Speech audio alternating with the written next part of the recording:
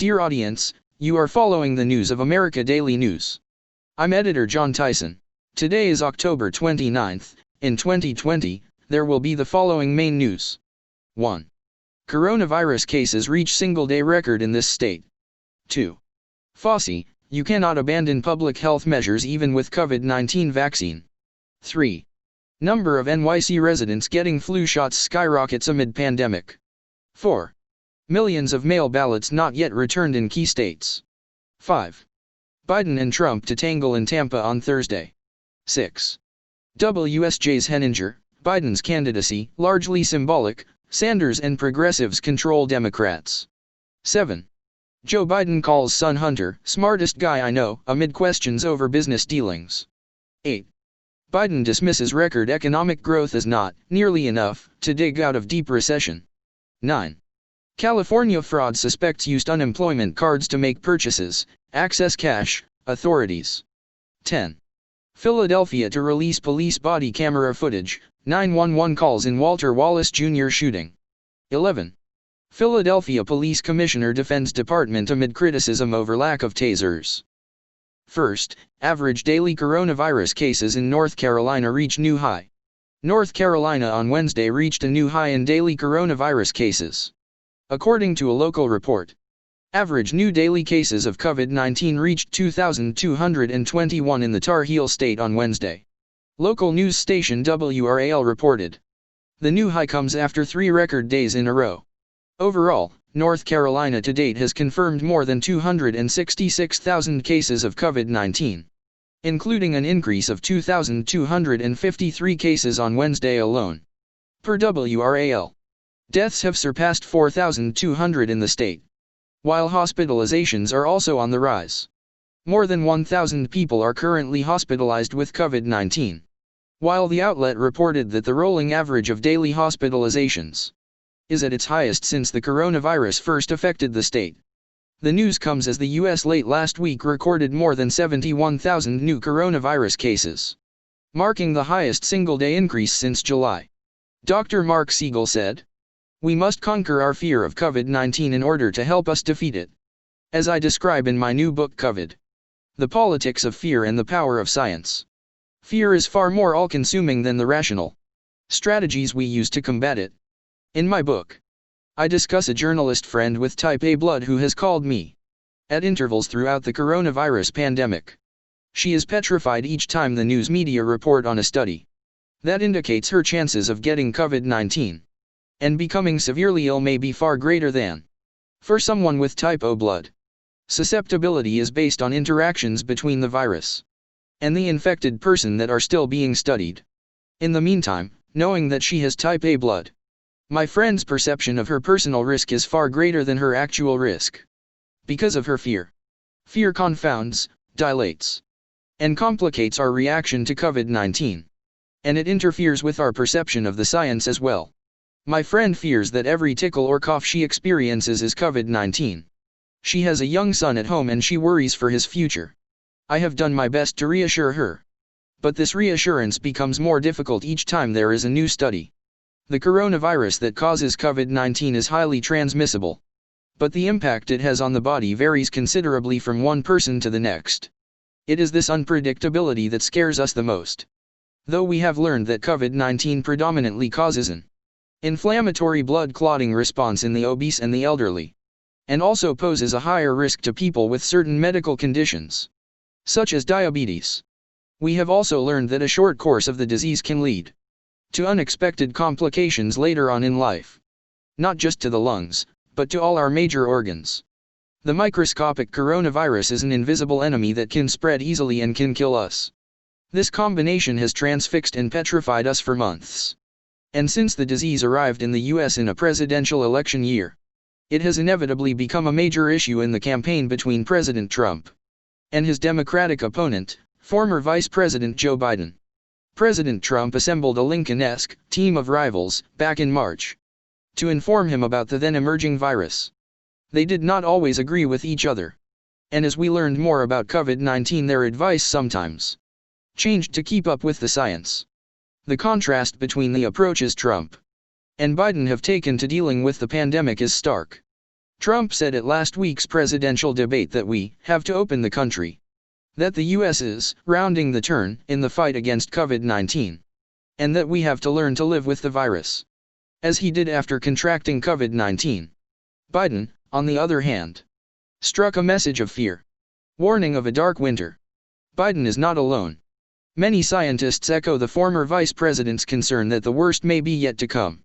As new case numbers of people testing positive for COVID-19 soar to over 80,000 per day, and hospitalizations rise over 40,000 nationwide, Biden is in favor of expanded testing and national guidance for schools and businesses on whether they should be open or closed, while urging every governor to impose a mask mandate. Masks, especially when worn properly in close quarters, clearly have a public health value. But will an across-the-board mandate work, or will it simply spread more fear? Especially in places where the coronavirus is not widespread. Where Biden appears most vulnerable is when he says, "I'm going to shut down the virus, not the country." How exactly can this be accomplished? In the process of stomping down the virus, Biden could inflict grave economic harm on our country, and on struggling Americans out of work, and businesses unable to keep operating. Fear as a method to control us hasn't worked well so far, and has also damaged us not just economically, but also physically and emotionally. Trump's opponents are too quick to dismiss how far we have come in 7 months of this pandemic in terms of prevention, early identification and treatment. We have developed rapid testing of both the antibody and antigen kind. The gold standard polymerase chain reaction test that looks for coronavirus genetic material can now be accompanied with what is known as a cycle threshold, a measurement that helps determine not only how contagious the virus is, but also how severe the course of a bout of COVID-19 may be. We have a growing number of tools in our arsenal against COVID-19. Patients taking the stomach antacid famotidine, the generic name for Pepcid, appear to do better, as well as those who have normal vitamin D levels. Dexamethasone and proper ventilator management save the lives of COVID-19 patients who are hospitalized. And the just approved antiviral drug remdesivir, as well as various monoclonal antibodies against the virus, still in clinical trials, appear to save lives early before the coronavirus has had a chance to replicate and cause the inflammatory and blood clotting effects that we so fear. National Institutes of Health Director Dr. Francis Collins, who is one of the top geneticists in the world, told me in an interview that there is a genetic variation in susceptibility to severe COVID-19 from one person to the next. Dr. Collins cited differences in the way interferon, a protein we make to help block viral spread from cell to cell, works that may lead to an exciting new therapeutic. Useful vaccines able to protect most people contracting COVID-19 are now undergoing clinical trials and appear to be only a few months away from development. Once vaccines that the Food and Drug Administration determines are safe and effective are given to a large percentage of the population, we should be able to develop herd immunity from the disease. When we have FDA-approved vaccines, all elected officials, regardless of political party, should line up in support of FDA recommendations and urge all Americans who the FDA says can safely get vaccinated to do so. This is vitally important, because widespread vaccinations will be needed to end the pandemic. Right now we must focus our attention on complying with distancing, disinfecting and masking to combat the spread of COVID-19. We should avoid the politics of fear that erodes our confidence in the war against the coronavirus. We must neither deny the value of masks nor embrace them dogmatically as a religion. And next, coronavirus in the US, state-by-state breakdown. As of Wednesday, the novel coronavirus has infected more than 44,315 people across 189 countries and territories, resulting in at least 1,167,634 deaths. In the U.S., all 50 states plus the District of Columbia have reported confirmed cases of COVID-19, tallying more than 8,779,655 illnesses, and at least 226,722 deaths. Here's a look at the 10 states with the most cases. 1. California, 915,847 cases. 2. Texas, 904,769 cases. 3. Florida. 786,311 cases. 4. New York. 498,646 cases. 5. Illinois. 387,687 cases. 6. Georgia. 353,372 cases. 7. North Carolina. 263,883 cases. 8. Tennessee. 251,774 cases. 9. Arizona. 240,122 cases. 10. New Jersey. 231,331 cases. Here's a look at the top 10 states with the most deaths. 1. New York. 33,433 deaths. 2. Texas. 18,061 deaths. 3. California. 17,480 deaths. 4. Florida. 16,505 deaths. 5. New Jersey. 16,306 deaths. 6. Massachusetts. 9,888 deaths. 7. Illinois. 9,838 deaths. 8. Pennsylvania. 8,683 deaths. 9. Georgia. 7,844 deaths. 10. Michigan. 7,585 deaths. Next, let's go to politics. Just days before the presidential election, millions of mail ballots have yet to be returned in key battleground states. And election officials warn that time is running out for voters who want to avoid a polling place on election day. At least 35 million mail ballots had been returned or accepted as of early Wednesday, according to data collected by the Associated Press. That surpasses the 33.3 million total mail ballots returned during the 2016 election, according to the U.S. Election Assistance Commission. Yet an estimated 1.9 million ballots were still outstanding in Florida, along with 962,000 in Nevada, 850,000 in Michigan and 1 million in Pennsylvania. In most states, the deadline for ballots to be received is Election Day. Don't wait until Election Day. Pennsylvania Governor Tom Wolf implored voters this week. Hand-delivering your own ballot now will give you the peace of mind that your vote will be counted, and your voice will be heard in this historic election. Combined with early, in-person voting, at least 71.5 million votes have already been cast, more than the total number of advance votes 4 years ago. Many states made it easier to request a mail ballot this year, amid the coronavirus pandemic and concerns about crowded polling places on Election Day.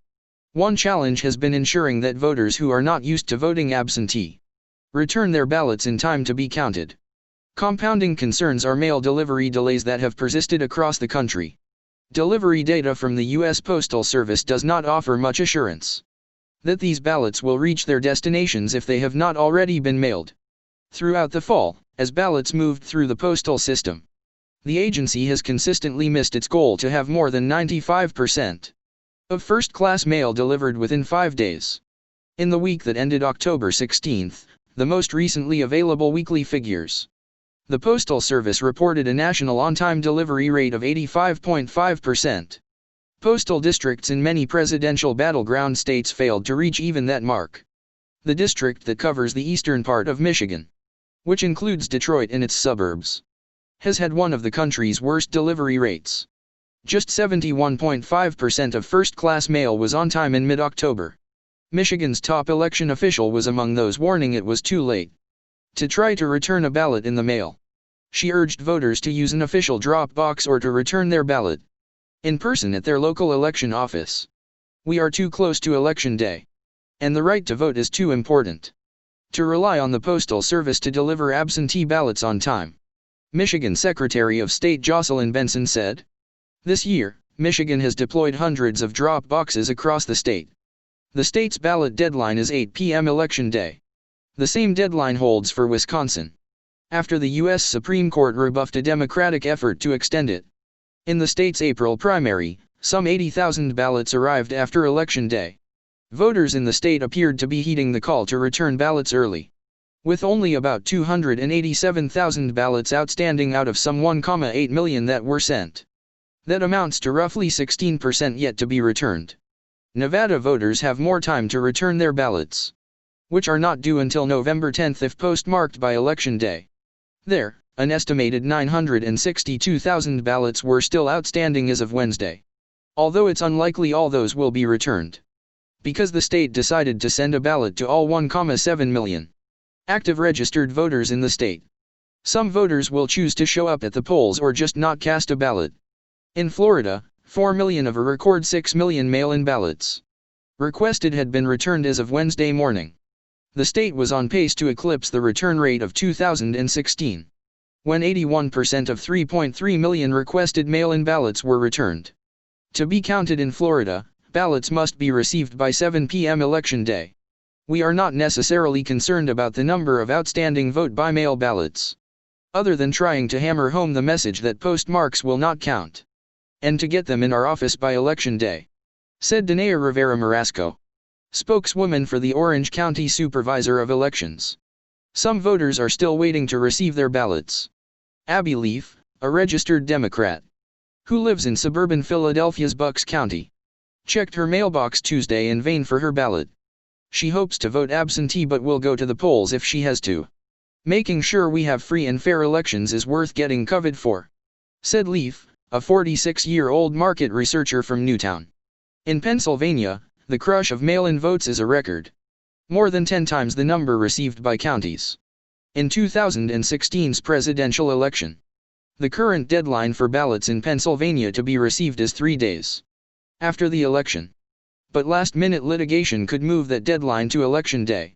In most states, voters who requested an absentee ballot, but did not receive one in time or decided not to return it can still show up at their local polling place on Election Day and vote.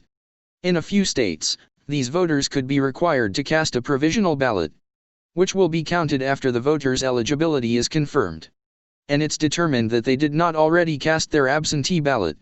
Large numbers of voters showing up at polling places on Election Day after requesting an absentee ballot could trigger delays and long lines.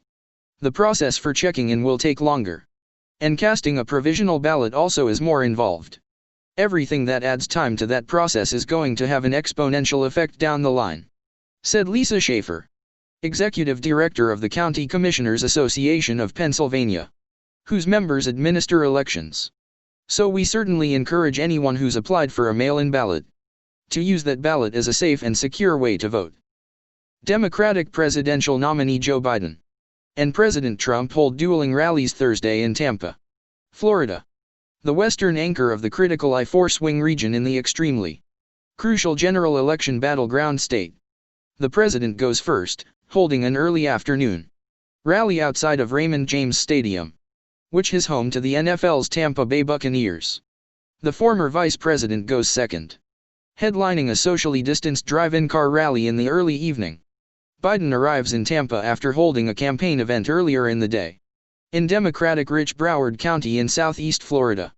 It comes as the economy remains a top issue on the minds of voters, and the Commerce Department released GDP data on Thursday, showing the U.S. economy grew at a record-shattering pace in the third quarter as businesses reopened from the coronavirus shutdown, something Trump is likely to highlight as Biden attacks him over his handling of the pandemic. While in Florida, the president gets an extra bonus. Raymond James Stadium is a site for in-person early voting, and the Trump campaign is banking on some supporters casting a ballot, either before or after the rally. By law, campaigning isn't allowed within 150 feet of a polling location, but the rally is being held in the stadium's north parking lot, which is technically just outside the no electioneering zone, with 29 electoral votes up for grabs.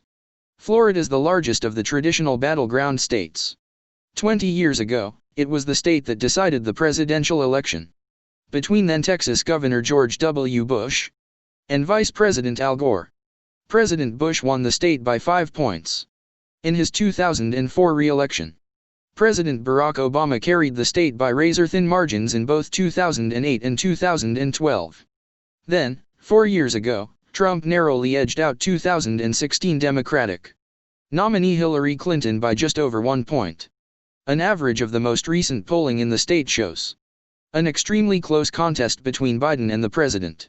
Both candidates, their running mates, and high-profile surrogates have flooded Florida during the general election. And both campaigns and allied outside groups have poured resources and money into state. Florida is considered by many pundits and strategists to be a must-win for Trump and Biden, during a recent trip to the state, highlighted to supporters that, "Here in Florida you can determine the outcome of this election. We win Florida and it's all over." The visits by the two major party standard-bearers come as nearly 7 million Floridians have already voted. Roughly 2.8 million Democrats, 2.6 million Republicans, and 1.4 million independents have cast ballots. WSJ's Henninger said, "Biden's candidacy, largely symbolic, Sanders and progressives control Democrats. Joe Biden is, basically Bernie Sanders in sheep's clothing." Wall Street Journal editorial page deputy editor Daniel Henninger argued Thursday. "You get a lot of Bernie in a vote for the Democratic candidate," Henninger told America's Newsroom. Henninger looked back at when moderate Democrats rallied around Biden to block Sanders from becoming the candidate. The moderates came together and they nominated the moderate Joe Biden to be their standard-bearer, but very quickly he moved to the left, embraced Bernie Sanders, incorporated much of his agenda into his platform. Henninger said, "Biden's nomination was largely symbolic," he noted, saying that Bernie Sanders and the progressives controlled the Democratic Party and would get much of what they wanted without getting the nomination. Henninger argues the riots and violence in Democrat-run cities revealed a much darker, pessimistic vision of the future of the United States than people realized existed in the Democratic Party, and created problems for them. Biden, in the debates, said he is not a socialist and, instead, defeated the socialists to get the nomination. "I am the Democratic Party," Biden told Trump during the first presidential debate, after the president accused him of being in favor of socialized medicine. Democratic nominee Joe Biden on Wednesday described his son Hunter as "the smartest guy I know," amid growing questions about the former vice president's alleged ties to his son's business dealings. Biden made the remarks during an online event hosted by Oprah Winfrey, in which he retold how he went home and gathered with his family when then-nominee Barack Obama asked him to be his running mate in 2008. "So I got off the train, went home, true story. And we sat down the back and I had my deceased son Beau, who was then the Attorney General of the state of Delaware. And I had my son. Hunter is the smartest guy I know," he said. "My daughter who is a social worker. And the whole family was there. And we sat in the back porch." Questions about Hunter's business dealings and his father's alleged role in them have been growing since the discovery of emails on a laptop purportedly belonging to Hunter, and claims by Hunter's former business associate that he met with the elder Biden in 2017. That associate, Tony Bobulinski, gave an interview on Fox News' Tucker Carlson Tonight on Tuesday and detailed his alleged meetings with the former vice president. One he says took place on May 2, in 2017. According to text messages first reported by Fox News last week, those messages indicated that the meeting did, in fact, take place. Bobulinski claimed Tuesday that it was Hunter Biden and Jim Biden, the brother of the former vice president, who had pushed for the meeting. "They were sort of whining and dining me and presenting the strength of the Biden family to get me engaged," he said. The Biden campaign declined to comment on the meeting Joe Biden allegedly had with Bobulinski.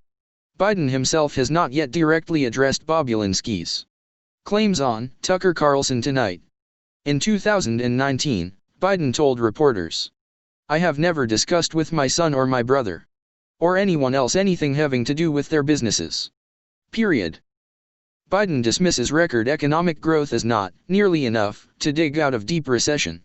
Democratic presidential nominee Joe Biden dismissed the U.S. economy's record-shattering growth as not nearly enough to get the country out of a deep hole on Thursday. This report underscores three inescapable truths about Donald Trump's economy. We are in a deep hole, and President Trump's failure to act has meant that Q3 growth wasn't nearly enough to get us out of. The recovery is slowing if not stalling.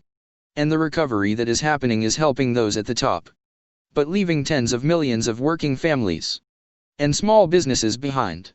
Biden said in a statement. Gross domestic product, the broadest measure of goods and services produced across the economy, surged by 33.1% on an annualized basis in the 3-month period, from July through September. The Commerce Department said in its first reading of the data Thursday. The previous post-World War II record was a 16.7% increase in 1950. The economy had contracted at an annual revised rate of 31.4% in the previous quarter, the sharpest decline in modern American history. And the economy remains 3.5% smaller than at the end of 2019. The GDP data, released Thursday morning, was one of the last major economic indicators to come out ahead of Election Day on Tuesday. Another key indicator, weekly unemployment claims, showed that the number of Americans filing for claims fell under 800,000 for the first time since March. More than 65 million Americans, roughly 40% of the nation's labor force, have sought jobless aid since the coronavirus lockdowns began in mid-March. Even with today's report, GDP still remains $6,000 per household, below its pre-crisis level. Payrolls are down by nearly 11 million workers, and 23 million people are claiming unemployment, including 750,000 new claims last week. Biden continued. Today's report is not a victory for these families. The Trump campaign, however, took a victory lap on the GDP figure, touting it as absolute validation of President Trump's policies, which create jobs and opportunities for Americans in every corner of the country. The president built the world's best economy once, and he's rapidly doing it again. Trump 2020 Communications Director Tim Murtaugh said in a statement. GDP number just announced. President Trump wrote on Twitter on Thursday. Biggest and best in the history of our country, and not even close. Next year will be fantastic. However, sleepy Joe Biden and his proposed record-setting tax increase would kill it all. So glad this great GDP number came out before November 3 RD. Biden also hit Trump after hope for another coronavirus relief being passed before the election faded, saying Trump has no plan to convene Congress to get a deal done to get economic relief to those who badly need it. White House economic advisor Larry Kudlow told America's Newsroom Thursday that House Speaker Nancy Pelosi, D. California, was stringing us along and going to hold up key assistance like the Paycheck Protection Program, small business assistance and unemployment assistance. I don't think this recovery depends on the assistance package, per SE, Kudlow said. But I do think unemployment assistance, PPP, small business assistance, helping the schools, that could have helped a lot. And it's not going to happen. The Democrats have been completely intransigent. California fraud suspects used unemployment cards to make purchases, access cash, authorities. A crackdown on an alleged fraud operation in California involving unemployment benefits has resulted in the arrests of 27 suspects, authorities said Wednesday. Under the investigation in Torrance, about 21 miles south of downtown Los Angeles, authorities confiscated 130 debit cards issued by the state Employment Development Department as well as $150,000 in cash and 4 handguns. KCBS-TV of Los Angeles reported.